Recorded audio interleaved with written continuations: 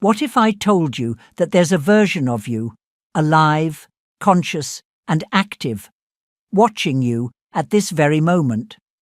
And not as a philosophical idea, but as a real part of you, existing on a plane your eyes can't see. This version knows exactly where you are, what you feel, and everything that is still to come. And the strangest part, at certain moments, it tries to reach you. Some spiritual teachings say that this parallel consciousness is higher. It has already lived everything you're still living. It's made choices you can't even imagine. And when you start to drift from the original plan, it shows up, sometimes in dreams, sometimes through intuition, almost always in silence. The problem is, almost no one notices. Most people ignore the signs, laugh off the coincidences, dismiss intuition, but those who pay attention feel it. They know it's not imagination. They know there's something, or someone, trying to remind them who they really are. If this sparked your curiosity, hit like, subscribe to the channel, and turn on notifications. And comment below, if it's me, I'm listening. Because sometimes, all that other version of you needs is for you to stop and listen. In many spiritual traditions, there is a powerful, yet often overlooked idea. We didn't come into the world by chance, not as victims of fate, nor as random parts of a cosmic machine. Before incarnating, our soul would have actively participated in creating its own path. It would have chosen the exact moment of birth, the place it would live, the parents it would have, and even the challenges it would face. Nothing would be accidental. Everything would be part of a deeper plan. Invisible to the eyes, but perfectly clear at the level of consciousness. This concept exists in ancient spiritual schools, Eastern philosophies, esoteric records, and even in accounts of near-death experiences. There's a quiet agreement among these teachings. The soul exists before the body, and it knows why it's coming. Even if the body forgets upon birth, this memory remains stored at a more subtle level of awareness. And throughout life, small signs appear, trying to awaken this dormant knowledge. According to these beliefs, we don't just choose our family, we also choose the most significant encounters we'll have. Friends who feel like siblings, lovers who feel like reunions, and even adversaries who seem to cross our path just to test us. None of it would be coincidence. They are spiritual connections from other lives, agreements made before birth, with the purpose to teach, to heal, or to finally release what has yet to be resolved. This means that life's major meetings, and even major clashes, are part of a broader spiritual design. People who transform us, awaken us, or destabilize us are there by purpose, not accident. The soul recognizes what the mind doesn't understand. That's why you might look at someone for the first time and feel like you've known them for centuries, or feel repelled by someone for no rational reason, just a sense that they don't belong on your path. This theory also explains why certain patterns repeat in our lives. Situations that return in different forms, emotional patterns that drag on for years, blockages that persist even after external changes. These are parts of the original agreement that haven't yet been understood or resolved. And when these issues start piling up, it's common for the soul to feel the need to intervene, to try to remind you of what was agreed upon before you even arrived here. If that memory doesn't surface through conscious experiences, it may come through intuition, dreams, repeated signs, or even from another version of yourself, connected to higher planes, trying to reach you. Because if there's a spiritual plan drawn by you before birth, then there's also a return point, a calling that, when ignored, starts knocking louder and louder, and sometimes it shows up as something external. But in truth, It's you trying to remember yourself. You know that difficult relationship with a family member. A bond that drains you, hurts you, but that you just can't seem to walk away from. Or that friend you swore was true, only to suddenly be betrayed, as if everything flipped overnight.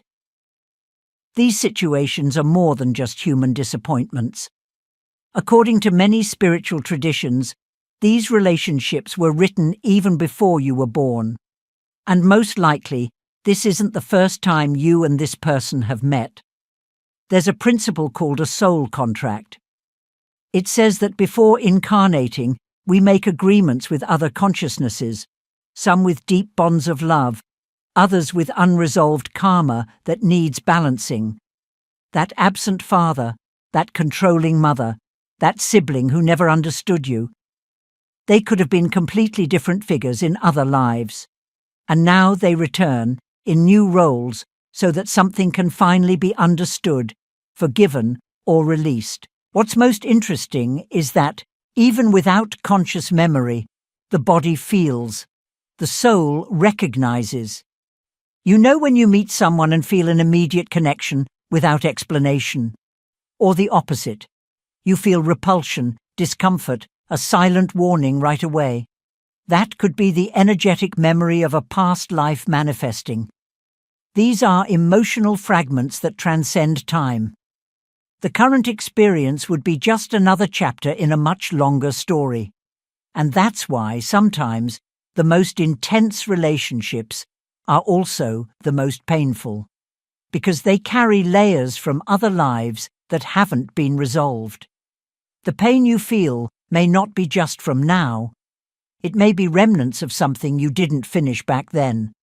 And that soul returns at the exact moment with the silent mission to make you feel, so that this time you react differently.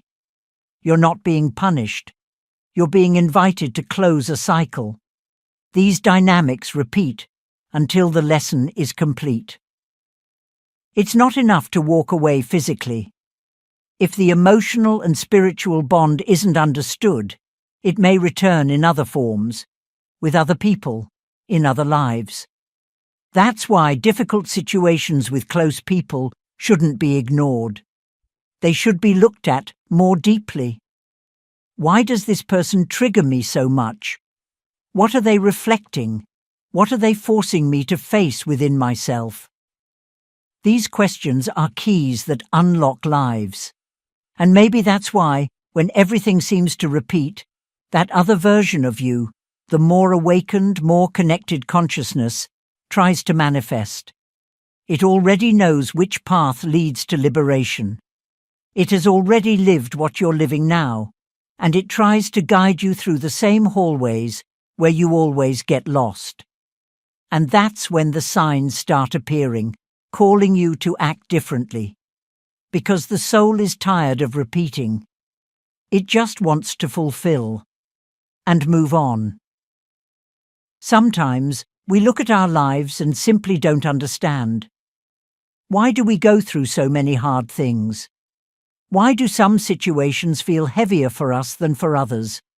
Or why do we struggle so much to achieve something that seems easy for others?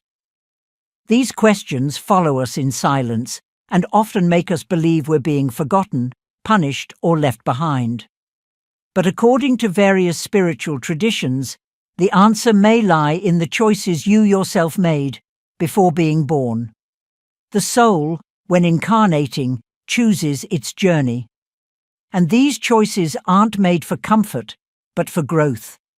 Every pain you faced, every emptiness, every loss, every obstacle, was part of a map designed to force you to expand. The soul isn't afraid of suffering. It's urgent about evolution. And that's why often it chooses harder trials, longer paths, more challenging relationships. Not because you deserved to suffer, but because your consciousness had the capacity to endure and learn from it. While some people come to Earth to stabilize, build, or live simpler experiences, others come to clean what was never cleaned, close ancient cycles, transform deep patterns. And these souls often carry intense lives marked by ruptures, new beginnings, and profound internal phases. They do achieve things, but only after going through the trials they agreed to face. Nothing that happens is random, but it's not punishment either. It's a response to what was agreed upon before. And when we stray from what was agreed upon, when we start fighting against what we chose, something inside us tries to remind us. Sometimes we feel a discomfort with no explanation. Other times, we find ourselves in situations that force us to stop, reflect, change direction. It may come through illness, loss, emotional breakdown, or simply a constant feeling that we're living a life that isn't ours. That's not bad luck. It's the soul itself trying to realign you with what you promised to live. At this point, the most conscious version of you, the one still connected to the spiritual plane, may begin to manifest. It doesn't show up in words, but in signs. Signs that something is out of place. Strange synchronicities, symbolic dreams, repeated messages, screaming intuitions. And the more you resist, the louder these signs get. Because that part of you that watches everything from above already knows where it's going to lead. And it tries, in any way it can, to remind you of what you yourself chose. When you understand this, your perspective changes. You stop asking, "Why is this happening to me?" and start asking, "What is this trying to teach me?" And that shift in question changes everything. Because the soul doesn't need life to be easy. It needs you to wake up. And sometimes it's only when everything feels stuck that the calling finally reveals itself. There are moments when, even with all the signs, we choose to run away. Life offers a direction, the soul sends warnings, patterns start repeating, and still we keep denying the calling. We choose the familiar over the truthful. We pretend we don't feel, that we don't understand, that it's just another phase. But time passes, and what was discomfort becomes conflict. The universe starts closing doors. What once worked starts falling apart. The body wears out. The mind fragments. The soul begins to scream. According to many spiritual teachings, when you run from what you came to fulfill, your energy itself goes out of balance. Relationships become more fragile. Cycles get heavier. Life loses its rhythm. You might still achieve things in the material world, but you feel like something inside is switched off. It's as if everything becomes harder, denser, emptier. Because the farther you go from your purpose, the more life tries to pull you back. And if necessary, it will stop you by force. It's at this point that the soul intensifies its attempt to communicate. Symbolic dreams begin. Unexpected encounters, repeated messages in unlikely places. You feel like something is trying to get your attention. And it is. That parallel version of you, the one still connected to the original plan, begins to interfere. It doesn't use words, but its energy touches yours. And when that happens, it becomes impossible to pretend nothing is happening. But many still resist. And the greater the resistance, the deeper the fall. Because the soul has a limit. It observes, it tries, it warns, it suggests. But if you keep denying it, it begins to interrupt, with pain, losses, blockages, and ruptures. Not out of punishment, but as a desperate attempt to realign you. The soul will not allow you to stay far from what you came here to live for an indefinite time. And if necessary, it will break everything down to rebuild you. These moments are hard, and anyone who has gone through them knows there's nowhere to run. External solutions don't work. Advice doesn't help. Logic fails. Because the problem isn't outside, it's within. And things only begin to improve when you stop, listen, and admit that something inside you is trying to guide you back. This is when many have their first real awakening. because when the soul gets tired of being ignored, it changes the course of your entire life. If you're going through a silent collapse, if everything feels stuck for no reason, if the emptiness has grown despite your accomplishments, maybe this is the moment when your other version is closer than ever. Not to scare you, but to remind you with truth. Because running from the path doesn't erase the mission, it only delays it, and the more you delay, the louder the calling becomes. There are moments in life when something strange happens, and you just know it wasn't random. A glance from a stranger on the street, a sentence spoken by someone you don't even know, a dream so real you wake up with your heart racing. These events aren't just coincidences, they're often your soul trying to wake you up. The soul knows when you're losing yourself, and when that happens, it finds subtle, yet powerful, ways to call you back. And if you pay attention, you'll realize those signs have already shown up more than once throughout your life. Maybe you just didn't know what they meant. Until now. Sign 1. A phrase spoken by someone that you never forgot. You're going about your life, and suddenly, a person, often a stranger, says something unexpected. It wasn't a deep conversation, nor advice you asked for. But that phrase hit you like it was exactly what you needed to hear. And no matter how simple it was, it stayed. Years later, you still remember. These moments happen when the soul needs to give you a message and can't find an opening within you. So it uses someone else as a channel. It might be a rideshare driver, a cashier, someone in line at the bank. And what that person says resonates with a part of you that was forgotten. If this has ever happened to you and you couldn't explain why it hit so hard, now you understand. The soul doesn't shout. It whispers through unlikely scenes. And when you feel that echo deep inside, it's not the person speaking, it's you remembering. Sign 2. A dream that felt more real than life itself. Not just any dream, the kind that wakes you with a different sensation in your body. You wake up feeling like you've lived something real, important, maybe even sacred. The images may fade with time, but the feeling never goes away.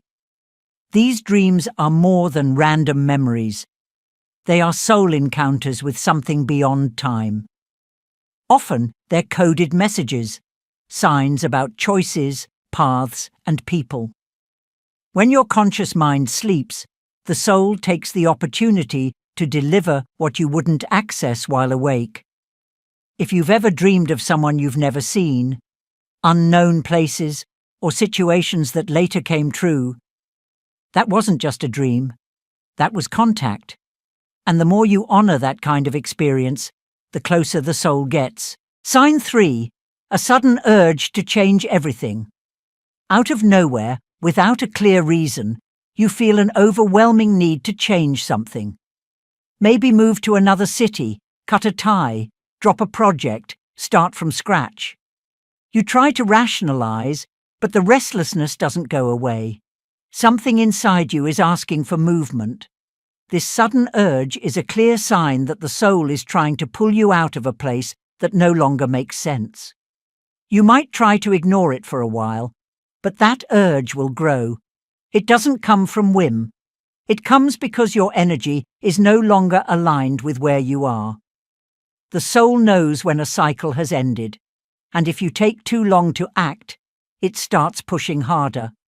First comes the urge, then comes the collapse. So when that feeling suddenly arises, stop, listen, observe. Sign 4. Synchronicities that defy logic. You think of someone and they message you. You keep seeing the same numbers. You get signs from songs, phrases, signs, dreams. You think it's coincidence. But deep down, you know there's something more. These synchronicities are the soul's secret language. When life starts sending you messages through the improbable, It's because a greater force is trying to align you with something. Nothing is happening by chance. It's all orchestrated to wake you up. When you start to notice that everything has rhythm, order, frequency, it means you've stepped out of autopilot. And the soul loves when you wake up, because then it no longer has to scream. All it has to do is show you, and you'll understand. Sign 5, a collapse that changed everything. Everything fell apart. Nothing made sense anymore. You lost people, plans, strength. On the outside, it looked like failure, but on the inside, it was the soul rebooting your journey. Many people only awaken after breaking, and that's not weakness, that's rebirth. When you refuse to hear the subtle signs, the soul starts using chaos. It will break down whatever needs breaking to rebuild. It will forcibly remove you from places you'd never leave on your own. And in the middle of the pain, it shows up, silent, present, unshakable. It's at rock bottom that many people feel for the first time that they're being guided, not by something external, but by something that's always been inside, something that waited for your collapse, just to finally be heard. So, have you ever experienced any of these signs? Have you gone through something so strange and yet so meaningful that you were left with the feeling it wasn't just in your head? Maybe it was an unexpected phrase, a vivid dream, an unexplainable urge to change your life. Or even a collapse that turned everything upside down. If anything here reminded you of moments like that, share your experience in the comments. Sometimes what you went through can shine a light on the path for someone still feeling lost. But above all, don't be too hard on yourself. Many people, when they realize they've been ignoring the soul's signs, start to feel guilty, frustrated, or afraid that they're spiritually behind. But the soul doesn't work with urgency. It works with truth. What's meant for you will come back. What you didn't understand before will return in another form, when you're ready to understand. You're not here to be perfect. You're here to slowly remember who you are. And if that memory hasn't come in full yet, that's okay. You haven't failed.